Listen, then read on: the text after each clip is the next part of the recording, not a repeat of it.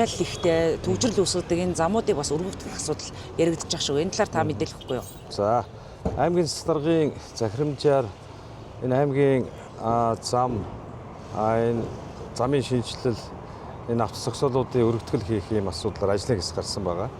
За тэгээд энэ хүрээндээ бид бүхэн бас төлөвлөлтүүдээ ерөнхийдөө хийж байгаа. Тэгээд төлөвлөлт хийгээд бас нэмэлтээр хийх энэ төгжрөл ихтэй замуудыг өргөдөх боломжууд юу байна гэдэг талаар бид нар бас танилцсан явж байна. За Ховд аймаг маань одоо ер нь бол ачааллаад ахаа байсныг хүн болго мэдж байгаа. За энэ утгаараа одоо шинэ номингаас эхлээд онгоцны нисэх буудал хүртэл ер нь бол 4 игнэтэй болгохын асуудлыг бас ярьж чинь зураг нь хийгдсэн байгаа. Шинэ номингаас Багшин дэдийн уулзуур хүртэл 4 игнэ болгохоор бол замын зураг бол ерөнхийдөө бэлэн болцсон байгаа. За Багшин дэдийн уулзуураас одоо энэ дээшээ захын урдуур яваад энэ дээдлийн 3 замын уулзуур хүртэл 3 игнэ болгох энэ асуудал яригдж байна. За одоо өмнө нь бол төлөвлөлт бол дандаа 2 игнэгээр хийцсэн. За өргөсөх боломжгүй юм нөхцөл байдал үүссэн учраас бид нар бас зарим нэг ногоон байгууламжуудыг автозам болгох.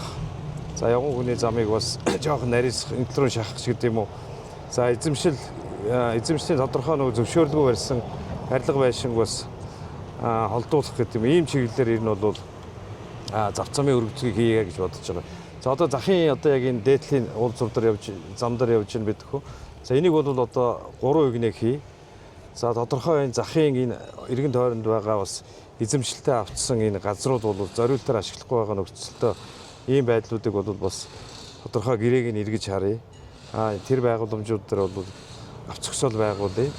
За Ховд аймагт байгаа одоо энэ зам дагсан шороо энэ байгууламжийг бүгдийг нь болж өгвөл автозамын зогсоол болгоё гэсэн ийм төлөвлөлтөд явж байгаа. Тухайлбал одоо хуучин хүүхдийн номын өргөө байснаас хаашаага жаргал төрхийн имлэгээр цаашаага ингээд нефт гараад цам гаруй буудлын руу ингэж нефт зам гарахаар юм төлөвлөлт хийгдэж байна. За энээсээ ингээд яваа жаргал төрхийн имлэгээс боотын тэр наадлын уулзуур хүртэл бас зам байхаар за боотоосоо цаашаага нефт ингээд хойдлын голын наадлын нэг зам явдаг шүү дээ. Баг үрлээ явд. Тэрүүндөө нефт бас ингээд зам хийх. За дараагийнх нь Домботын уулзуураас доош Цэргийн ангийн доотлоор эргээд прогрессын тэрүүгээр байгаа байшингуудын тэрүүгээр бас автозамын ажил хийгдэх. За 3 дугаар оромжлын дээр баригдсан байшингуудын дундуур бас нэлээд олон замраагүй барилга баригдсан автозам хийх шаардлагатай. Энэгээр бас зам төлөвлөж байна. За одоо талын буудлаас доошо төв 4 замын уулзуур хүртэл энэ дээр бас төлөвлөлтүүд хийгдэж байна. Ингээд одоо бид бүхэн бас за замыг бол нэлээд сайн өргөсгий. За төв ерөнхий магистрал замуудаа бол газар доорх ус цайлуулах шугамтай нь бас давхар төлөвлөөд ингээд хийх ажлуудаа ингээд хардсан. За компани бас зургийн компани бас шалгарсан компани байгаа. За энэ компанитайгаа бас яриад ингээд яаж өргөсөх боломжтой байна гэдгийг бол өнөөдөр ингээд хараа явж байна. Нийтдээ одоо хичнээн газрын одоо замыг одоо өргөдөх ажлыг хийх гэж байна. За одоо бол өнөөдөр заа яаж байгаа ингэхээр за ер нь бол нэг 20-од зам ер нь бол өргөсгөхөөр яригдж байна. Уулзуураас уулзуурын хоорондох тооцоололоор энэ 20-од замууд бол уулзуур хийгдэхэр байж байна. Жишээлбэл 80 айлаас шууд нефт гараад их үеийн зах руу ордог те. За энийг ч гэсэн бид нар бас ингээд сая хараад судлаад явж байна. Ингээд аль болох ингээд зам ер нь нэлээ их хүмүүс нэг ачаал авахгүйгээр хурдан ингээд уулзууртайгаа нийлдэг шинэ зам гаргах ийм ажлууд бол чухал болчиход ингээд явж байгаа. Төгжрөл үүсэж байгаа гол замууд энэ захын уулзуур гэдэг юм уу, эрчмийн ишээ явдаг замууд ч гэдэг юм уу тийм сая дурдсанчлан нийтдээ одоо хичнээн одоо сантиметраар одоо өргөсгөх юм боломж байгаа вэ? Төсөв бүрдэх нь одоо хаанаас гарах вэ? Ажил эхлэх юм бол хизээнээс эхлэх вэ? Тий, одоо бол бид нар яг ингээд зургийнхаа ажлыг хийгээ тоо хэмжээг нь хараад яг ямар өргөсөх боломжтой байна гэдгийг ингээд хараа явж. За энэ зах хэрэгсэн замууд бол яг захын дээд талд бол өргөсөх боломжтой байна. Нийтийн эзэмшлийн газрууд бол нэлээд байна.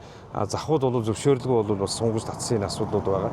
Энийг эргэж хараад бас буулгах энэ ажлыг хийгээд за энэ захын дээдлийнхийг бол 3 игнэг болох боломжтой байна. За захын доод тал бол 3 игнэг болох боломжгүй юм байна. Тэгэхээр тэр хэсгийг бол авч зогсоол нэлээд их илүү их төвлөрүүлэх гэсэн бодолтой байгаа. За багшийн дээдээс энэ юу хүртэл захын дээдлийн 3 замын уулзуур хүртэл энэ хэмжигт бол 3 игнэ хийх ийм төлөвлөлт. Энээс илүү бол газар чөлөөлөх боломжгүй байна гэж харж байна. Төсөв бүртгэхийн тухайд орон нутгийн хүчний зангаас за бидний энэ жилийн хувьд бол нэг 5 гаруй тэрбум төгрөг орон нутгийн замын сан бол орон нутгийн хөгжлийн сангаас тавигдсан байгаа. За эндээ багтаагаад бид бүхэн зураг хийгээд ингээ явна. За энэ жилдээ бол тодорхой энэ замуудаа бол тэр мөнгөндөө багтаагаад өргөсөх ажлуудыг хийн. За нэг зам бол нэг игнээ өргөсгöd бол одоо энэ байгаа дээр нэг 3 м орчим нэмжээж бол ийм өргөдөх юм асуудал яригдчихэв. За бусад төслийн улсын төсвийн ч гэдэг юм одоо нэг том юунууд байж байгаа. За Азийн хөгжлийн банкны тийм ногоон төсөл гэсэн байгаа. Энэ дээр бас Ховд аймагт бас тодорхой хэмжээний санхүүжилт тавигдахаар яригдчихэж байгаа. За энэ маань ороод ирэх юм бол бид нар илүү их шин суурьшлын бүс талын хашааны хэмжээнд гэдэг юм уу энэ хэмжээнд бол авцамуудаа нэлээд сайн өргөсгөө явна гэсэн төлөвлөлттэй байгаа. Цаашид төлөвлөлтөө хүн амын суурьшил ихсэж байгаа учраас ер нь бол 4 игнэгээр төлөвлөх нь зүйтэй байна л гэж ингэж төлөвлөлтүүд дандаа зургуудыг шийдэж явж байгаа. Зам өргөдөх ажил ерөнхийдөө энэ жилдээ багтад дуусах уу, он дамжих уу? За мэдээж бид нар бол одоо байгаа 5 тэрбум төгрөгөндөө багтаагаад одоо 8 байршилд бол яг орон нутгийн төлөвлөлтөөр бол хийгдэх гэдэг. Энэ төсөв нь бол яг багтах юм бол энэ жилдээ хийгдэж явж байна. За энэ сая төслийн болон энэ улсын төсвөөр дараа жил хийгдэх энэ ажлууд нь бол тодорхой энэ 4 жилийн хугацаанд бол бүрэн хийгдэж дууснаа л гэж ойлгож байна. Замаа өргөдөхөж одоо шинжилснээр 60 цэмийн замаа хичээллийг хэдэн хувьд хүргэж одоо бууруулах боломж бүрдэх вэ? За ер нь бол бидний яг ингээд тооцоолж байгаагаар төгжрөл ихтэй ер нь бол хэдэн уулзуурууд байна. За Ховд их сургуулийн зах тойрсон уулзуур, за энэ хойтлоо дээр 52-ийн уулзуур, дээрээс нь дээр эмнэлгийн уулзуурууд байна шүү дээ. За энэ байна. Энэ төгжрлүүдийг арилгаснаар мэдээж бас олон замын урсгалууд бий болсноор одоо байгаагаасаа бид нар ер нь бол тодорхой хэмжээгээр одоо нэг дахин гэж хэлэх нь ааш. Ер нь бол 50% орчим буурах магадлалтай гэж тооцоол гарч байгаа.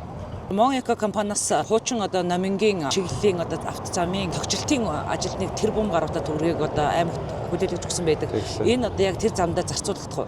Зарцуулагдана.